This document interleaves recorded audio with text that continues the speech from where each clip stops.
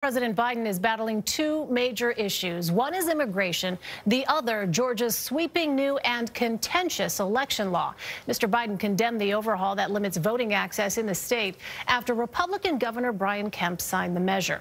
Separately, President Biden is facing growing criticism about the government's handling of the surge of Central Americans on the southern border who are seeking asylum and overwhelming facilities there.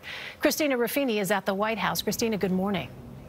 Good morning, Elaine. As you mentioned, the Biden administration is scrambling to try to process what's now 18,000 migrant children in U.S. custody. At the same time, voting rights advocates are trying to process what to do about this new law in Georgia, the restrictions in which President Biden has called an atrocity. Protests raged outside the state capitol in Atlanta Friday. We're taking our fight to the streets. We're taking it in the courtrooms. After Republican Governor Brian Kemp signed the controversial bill in a private ceremony. One more time. This state representative was arrested after knocking on the governor's closed door. Are you serious? No. For over 10 years, I've led the fight to strengthen protections at the ballot box.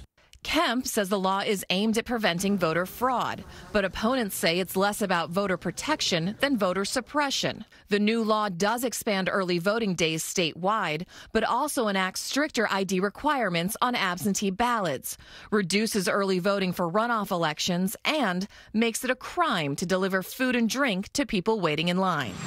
You can't provide water for people about to vote. Give me a break. Landing in Wilmington last night, President Biden was asked if there's anything the White House can do. We don't know quite exactly what we can do at this point. The Justice Department is taking a look as well. Voting rights is just another item on the president's growing to-do list.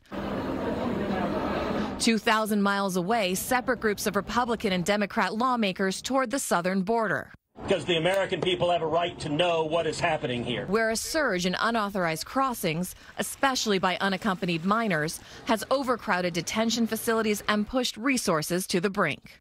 We're here today to go back to Washington and offer recommendations for how this process can be improved. And from a border crisis to a climate crisis, the White House also announced yesterday it will be hosting a virtual climate summit, inviting 40 countries, including China and Russia. Now, the Russian news agency TASS said President Putin has no plans to attend. The Chinese have yet to RSVP. Jeff. Christina, thank you very much.